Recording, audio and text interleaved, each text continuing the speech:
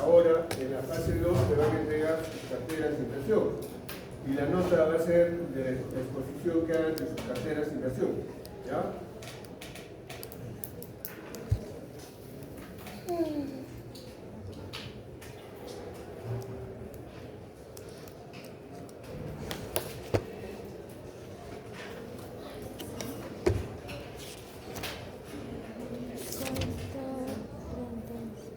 Voy a pasar algunas diapositivas rápido porque ya saben que es el riesgo, ¿no es cierto? Ya no voy a entrar a definir, pero en finanzas lo que no he hecho es los tipos de riesgo que existen, ¿no es cierto? Existe el riesgo del tipo de cambio. Si yo invierto en Estados Unidos, invierto en Chile o etcétera, siempre hay un riesgo de tipo de cambio que se evalúa. Hay un riesgo económico. El riesgo económico lo trae el mismo proyecto, ¿no es cierto? El mismo proyecto de inversión. O en todo caso el riesgo económico está referido, si yo compro acciones de una empresa de Microsoft, pongamos, Microsoft, el negocio mismo tiene un riesgo económico. Si hablamos siempre de acciones, por ejemplo, de Microsoft, tiene un riesgo financiero. ¿Qué significa riesgo financiero? Si tiene créditos bajo cualquier modalidad, el riesgo de que no pague, ¿no es cierto?, va a afectar el precio de mi acción. Rendimiento financiero viene a ser el rendimiento que espera, digamos, Microsoft de repente en unidades de negocio. Riesgo de liquidez, la capacidad que tiene mi título de valor que he comprado de convertirse en dinero. Riesgo de reinversión, significa que si tengo dividendos o si hablo de bonos que me entregan cupones, existe la probabilidad de que pueda volver a comprar esos mismos títulos valores o directamente de que no tenga opciones de reinvertir esa liquidez que voy teniendo por la inversión. Riesgo legal, en el caso, ¿no es cierto?, de que no haya garantía en las acciones y bonos del país donde he comprado esos bonos, que no tenga garantía de recuperación de esa inversión, hay un riesgo legal. Riesgo de desacuerdo, ¿no es cierto?, que haya conflicto de la empresa emisora con sus acreedores o con el tesoro público, ¿no?, con impuestos. Riesgo ambiental, si he comprado acciones, pongamos, del sector minero y no tienen certificaciones ambientales o no tienen certificaciones, como en el caso peruano, el tema de la licencia social.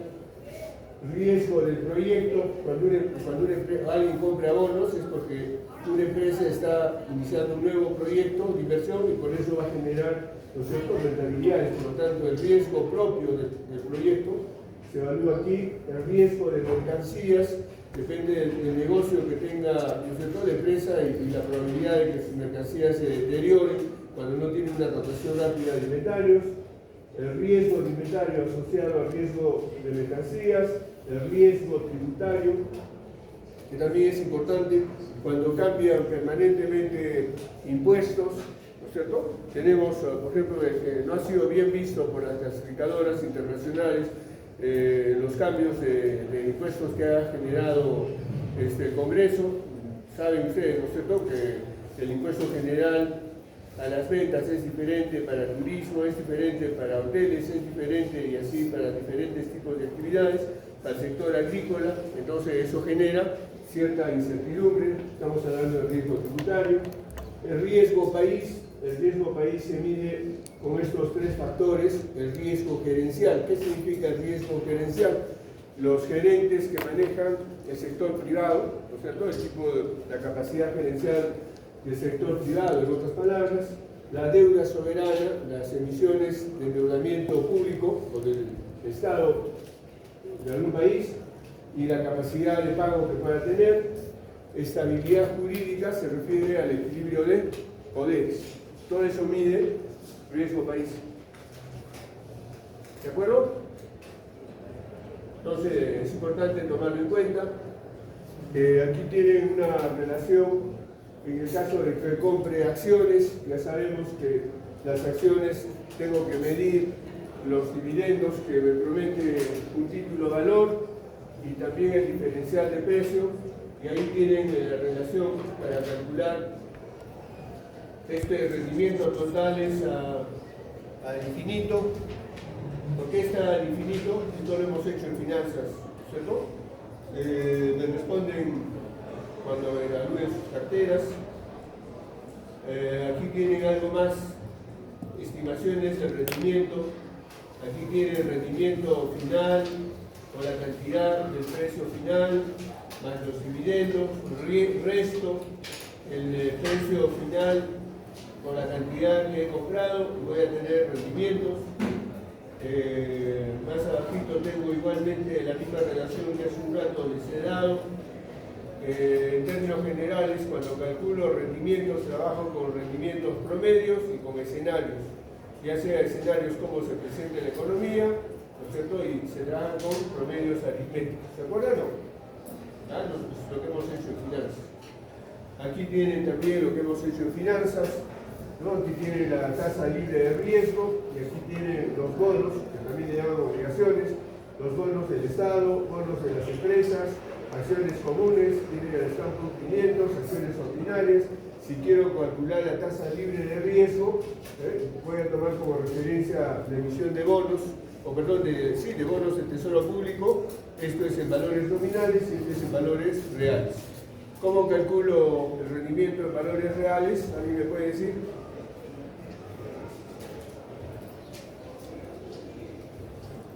¿Ya? Entonces, si no recuerdan, tendrán que revisar sus apuntes de Finanzas 2. ¿No? Entonces, esta diapositiva, cuando la lean, es una comparación entre lo que es el promedio aritmético y el promedio compuesto. Y el promedio compuesto no funciona en la realidad cuando compran títulos valores. ¿Ya? ¿Con qué mido el riesgo? ¿Alguien me puede decir si compro el título valores, con qué mido el riesgo?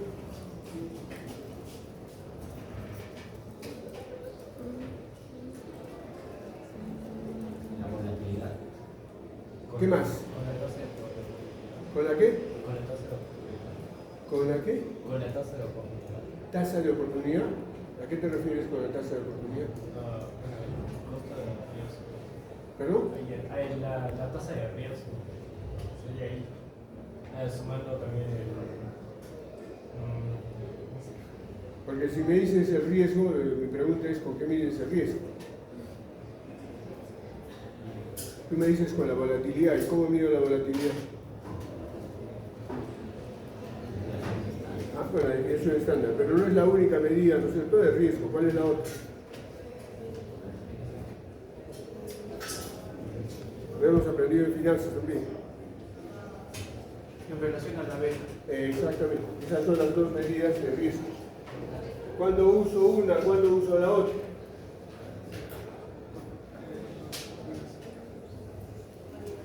¿Ya? Es importante las preguntas que estoy haciendo. Si las responden, las composiciones de las carteras van a tener buen sustento técnico. ¿Ya? ¿Cuándo uso la volatilidad con la desviación estándar y cuándo uso la venta? ¿Ya? Las dos tienen significancia, pero depende de cuándo la uso. A ver, recordad.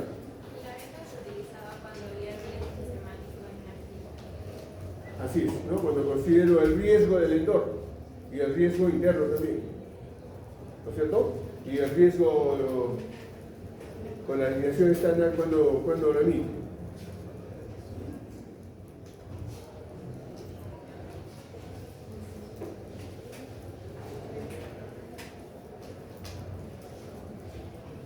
¿Qué les dice pues la teoría de la cartera? Se me olvidó. Aquí está, en este jueguito. Ya, rapidito nomás. Dice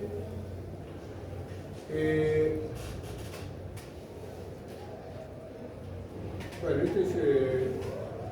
he retomado un ejemplito que les puse en Finanzas 1.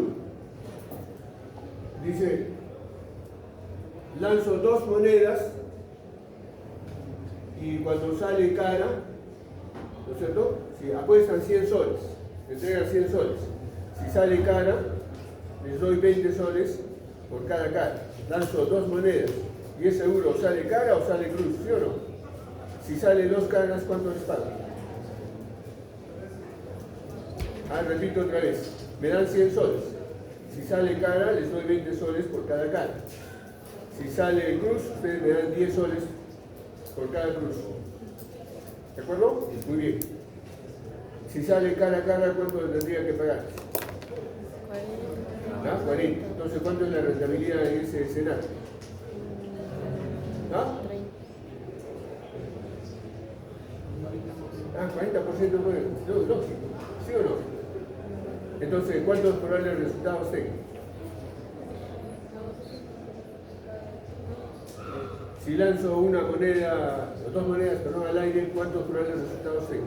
4. ¿Dos? 4. 4 monedas. Ah, 4.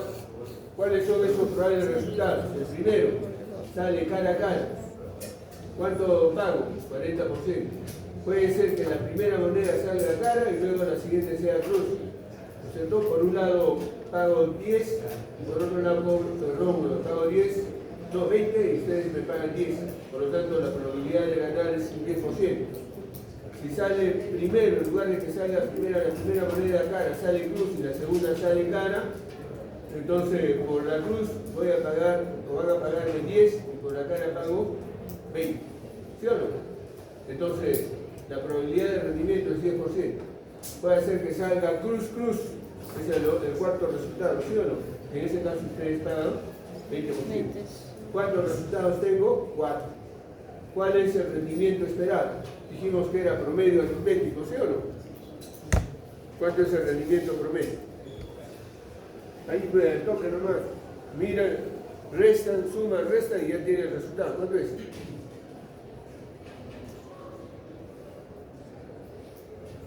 Tan lentos, yo creo que necesitan un examen de matemática financiera. ¿Cuánto? ¿Cuánto es la probabilidad de que ganen 10%?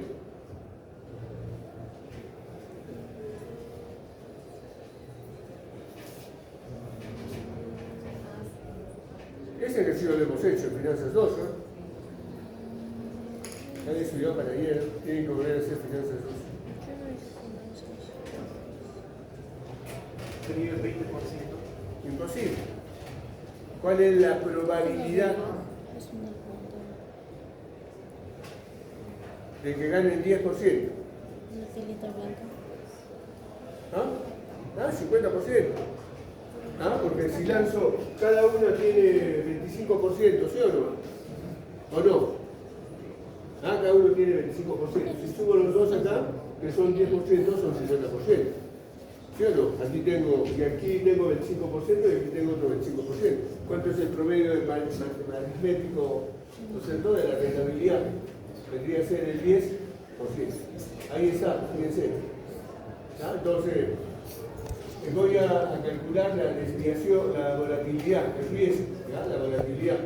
Entonces, voy a calcular la desviación de la rentabilidad esperada. Si el promedio es 10, 40 menos 10, 30. 10 menos 10, 0. Menos 20 menos 10, menos 30.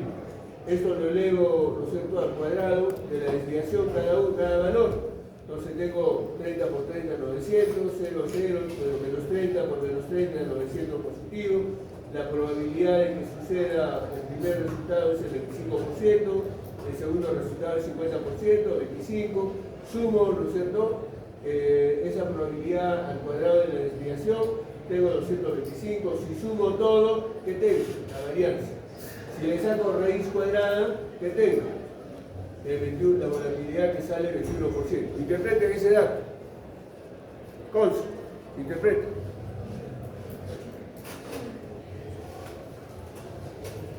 Te saliste del salón, mejor te sales de una vez. Interpreten ese resultado, el resultado. Si entran a jugar a ese lanzamiento de dos monedas, ¿cuál es la interpretación que haría?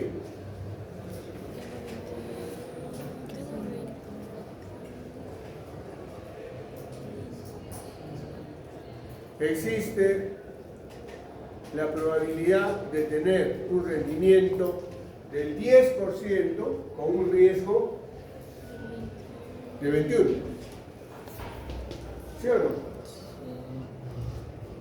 Pero estamos poniendo figurativamente la raíz, ¿no es cierto?, de la definición típica que es 21. Pero ese 21 tendrían que buscarlo, ¿no es cierto?, en la curva de Gauss para ver exactamente cuánto es el riesgo en términos porcentuales. ¿Se acuerdan, no? Finanzas 2. Bueno, entonces he calculado, sé cómo calcular el riesgo. Aquí está, vamos a decir, expresado en números, la rentabilidad esperada, que es el 10%, 25% de tener el 40% de rentabilidad, 50% de tener la rentabilidad de 10, 25% de perder el 20%, promedio 10%. Entonces, se espera una rentabilidad del 10% con un riesgo del 21%.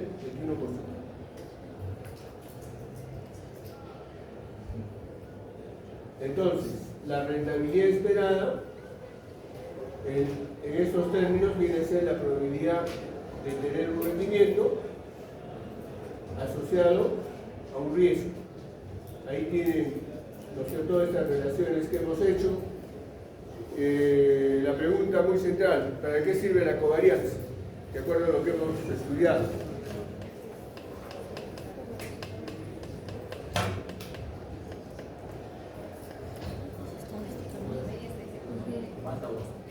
¿Cuánto varía un parámetro en relación a la variación?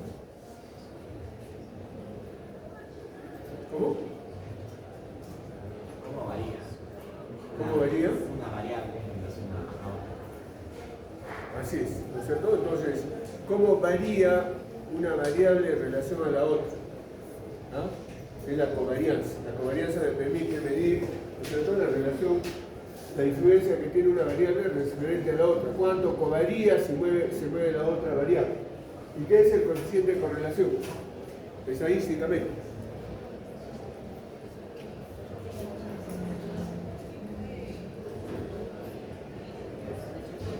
Se ha secado el disco blando, el archivito del disco blando. ¿Sabes?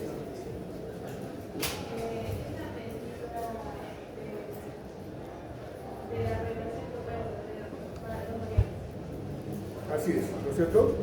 El coeficiente de correlación me mide el grado de asociatividad entre una variable y la otra. Ya su compañera ha leído bien, ¿se dan cuenta?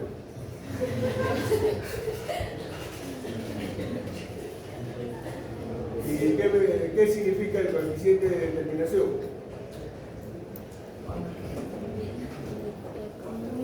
¿Perdón? ¿Cuánto determina una variable? ¿Cuánto determina una variable? ¿Qué hablas que tiene siempre? A ver, dilo en otras palabras, en términos oficiales.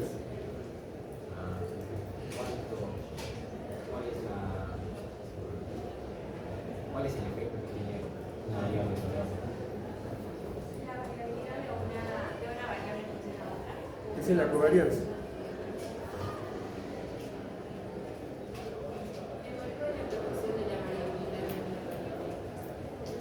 No, ¿qué quiere decir con eso en términos oficiales? Imagínate, voy a escribir en la pizarra, ya para entenderlo mejor. Tengo la acción A y tengo la acción B.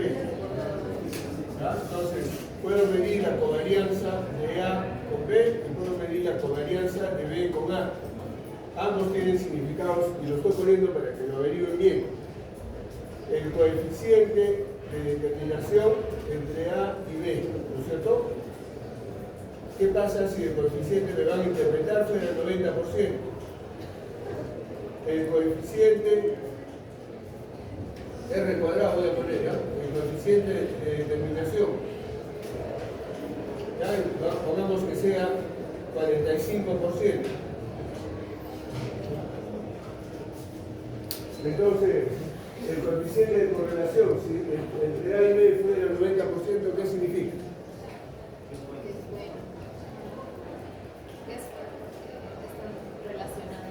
¿Cómo? Están relacionados.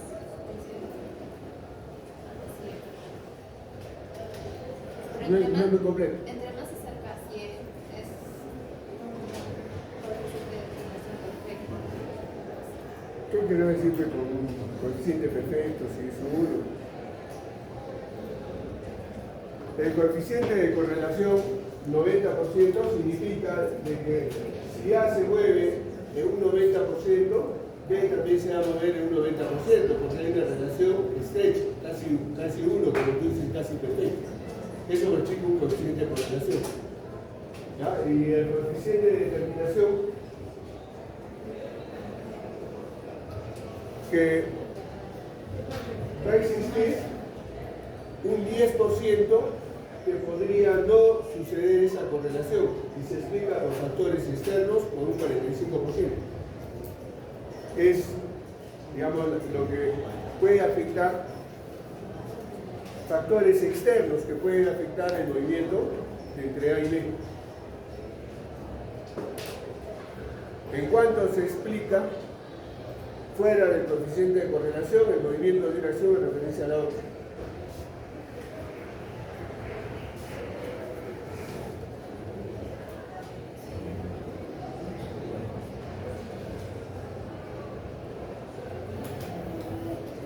Todavía tenemos 15 minutos. Ahora sí, voy a desarrollar este casito. ¿Ya? Tengo dos acciones, SuperTech y Slowpoke. El rendimiento esperado de SuperTech, ya estoy asumiendo, ¿ya? Se lo he calculado, es el 17,5%. El Slowpoke tiene un rendimiento del 5,5%. La varianza de SuperTech es 6,68% y de Slowpoke es 1,3%. La volatilidad por desviación estándar de SuperTech es 25,86 y de Slowpoke 11,7. La covarianza entre SuperTech y Slowpoke es negativo 0,048 y la covarianza entre Slowpoke Super de 0,1639. Entonces, interprétenme esos datos.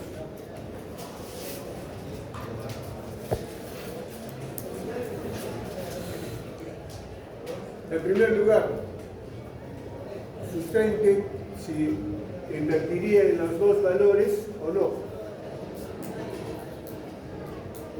Si no invierto, ¿por qué no? O si invierto, ¿por qué sí?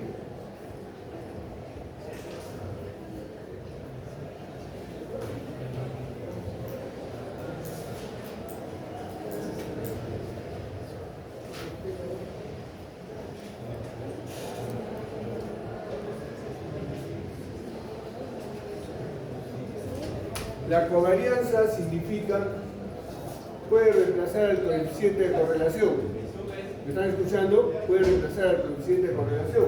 Porque lo que me está explicando es que cuando SuperTech sube, el Slowpoke va a disminuir el 0,048. Si ustedes estudiaran el coeficiente de correlación, probablemente tenga 0 o sea negativo. En este caso podría ser negativo. Si el Slowpoke sube, SuperTech cae en 1,16%. Significa que tiene una relación inversa. Y en la teoría de la cartera, ¿no es cierto? Para poder diversificar, tengo que componer una cartera con riesgos opuestos, que es lo mejor. O acciones que se aproximen a 0. ¿De acuerdo?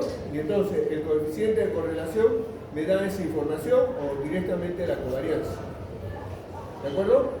Entonces, en lugar de hacer el coeficiente de correlación, podría directamente llegar a trabajar en base a las varianzas, ¿no es cierto?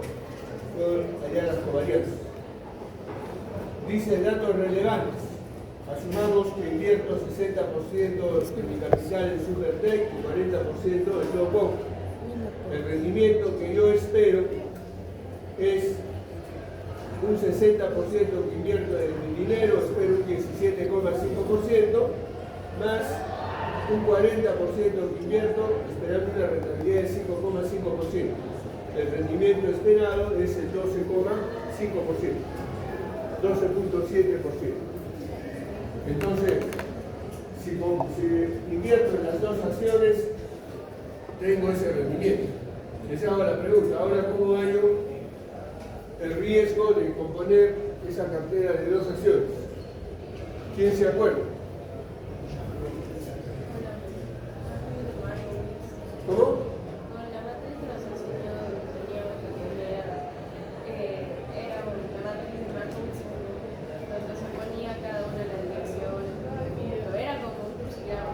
Así es, tendría que componer, ¿no es cierto?, una matriz de 2 por 2 para poder hallar el riesgo, ¿no es cierto?, hallar la desviación estándar de la cartera. ¿Se acuerdan? Tendría que construir una matriz de 2 por 2.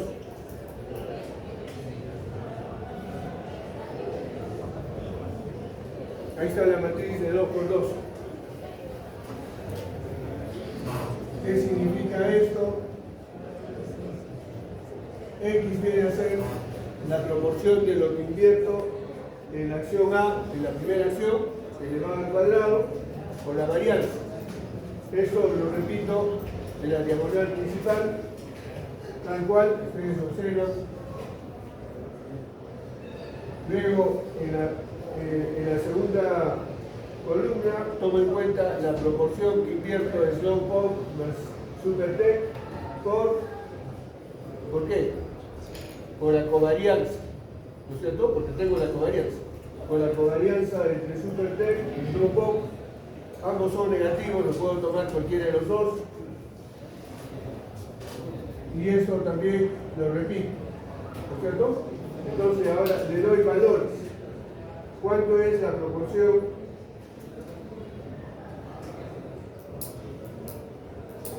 A ver, la proporción está bien 36, dijimos que era 40-60, ¿no?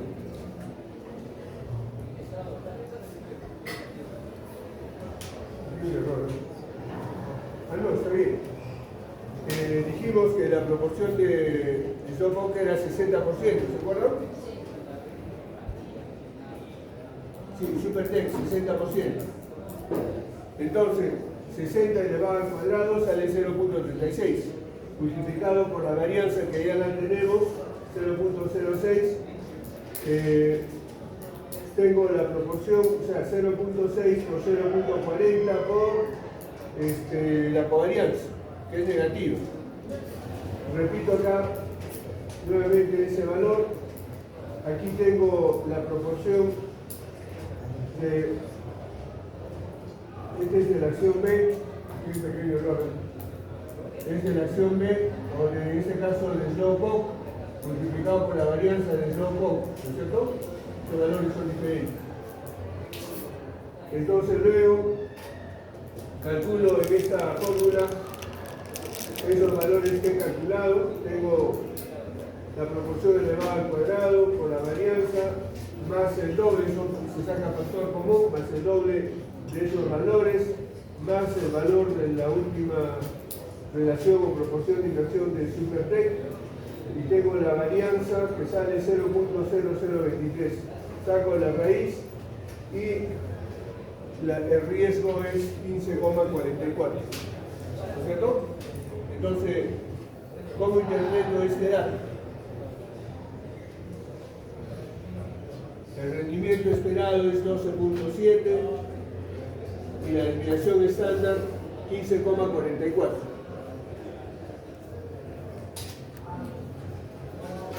Entonces, invirtiendo en las dos acciones en una proporción de 60 y 40, tengo un rendimiento esperado de 12.7 con un riesgo de 15,44. ¿No es cierto? ¿Cuáles son las condiciones para componer una cartera de inversión? Lo que estoy explicando en la teoría de la cartera, ¿no es cierto?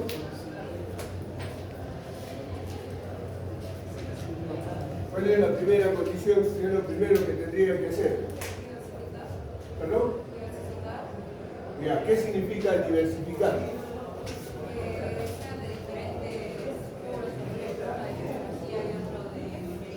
Que sean. No, porque sucede de que yo puedo tener acciones, voy a poner el ejemplo, ¿ya? Puedo tener acciones del banco de crédito y puedo tener acciones de AFP'. Son dos actividades diferentes. Una cosa es vender seguro y otra cosa es prestar plata, ¿no es cierto? Pero pueden estar muy relacionadas, son actividades diferentes, pero pueden estar relacionadas. Entonces, no me garantiza diversificar que tenga dos actividades diferentes. Puedo comprar acciones de Ferreiros y puedo comprar acciones de una minera. Y si Enrique Ferreiros es proveedor del sector minero, probablemente estén relacionadas, no porque tengan actividades diferentes, ¿no es cierto? Significa que ya es diversificado. Entonces vuelvo a hacer la pregunta, ¿cuál es el principio de la diversificación? Tiene diferentes secciones, como dicen, no meter todos los huevos en la misma canasta. Ya, pero ¿qué hago pues, para practicar ese dicho? Igual estoy poniendo, tu compañera ha dicho casi lo mismo, pero en otras palabras.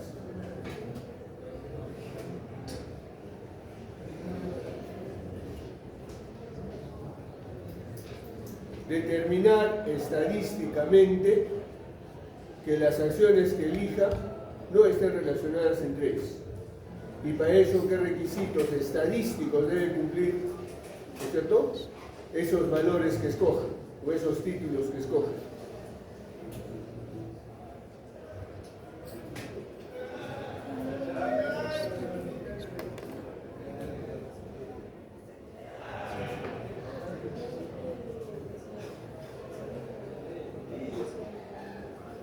¿Ah?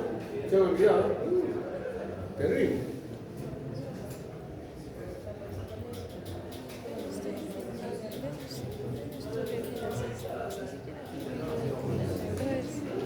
No está relacionada significa que el coeficiente de correlación tienda a 0, mejor si es negativo, o que la covarianza sea 0, mejor si es negativo. Entonces, cuando las dos acciones, ¿no es cierto?, tienen una correlación inversa diferente, son elegibles, ¿no es cierto? Luego,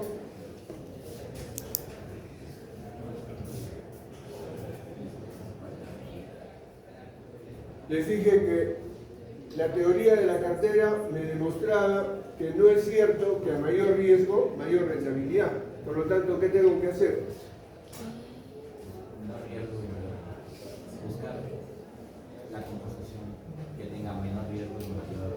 Así es, tengo que buscar acciones de mayor rentabilidad esperada y de menor riesgo. La rentabilidad esperada es a partir de la diferencia de precios. Si quiero buscar rentabilidades esperadas, voy a tomar en cuenta precio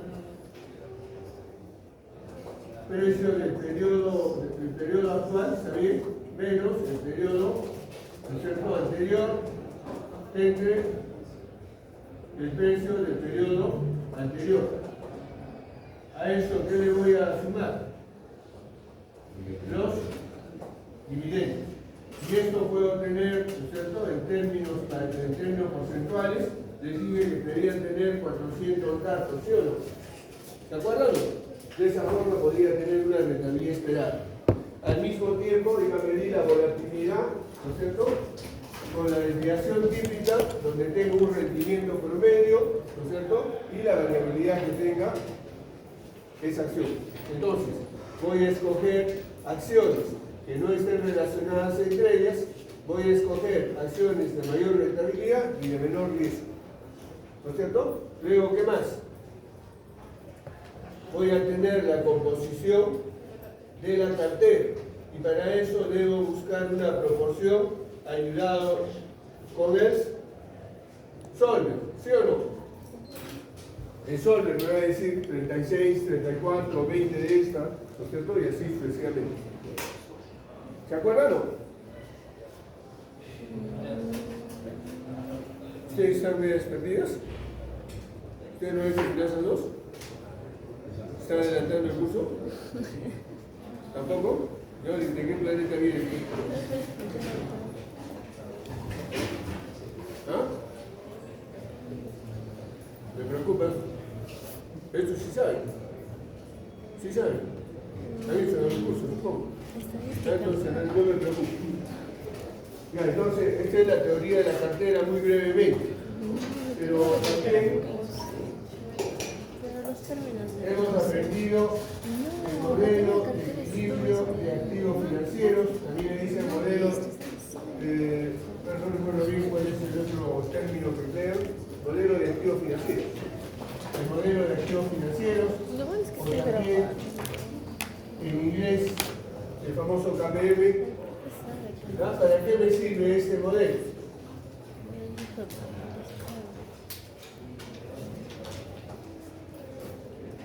Si ustedes analizan la teoría de la cartera, están tomando en cuenta, ¿no es cierto?, simplemente la relación de los rendimientos, está tomando en cuenta la volatilidad o el riesgo propio de la empresa o de las acciones, pero no se está tomando en cuenta el entorno. Por lo tanto, el modelo de KPM va a tomar en cuenta el riesgo sistemático o riesgo del entorno y va a tomar en cuenta el riesgo propio, ¿no es cierto?, o no sistemático. Y entonces, para eso se va a valer de una variable del futuro. Entonces, se va a poner que el rendimiento esperado es igual a la tasa libre de riesgo más el índice del mercado menos la tasa libre de riesgo, y esto va a estar explicado por una beta. Y el riesgo de la beta va a medir la sensibilidad que tiene la acción, voy a poner Y, la acción que tiene frente a los movimientos de beta. Variaciones del mercado van a afectar beta y como consecuencia el precio de Y.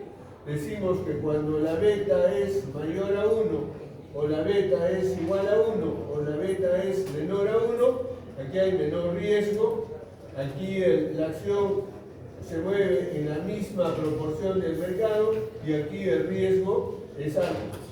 ¿No es cierto? ¿Por qué? Porque estamos tomando en cuenta, ¿no es cierto?, el entorno.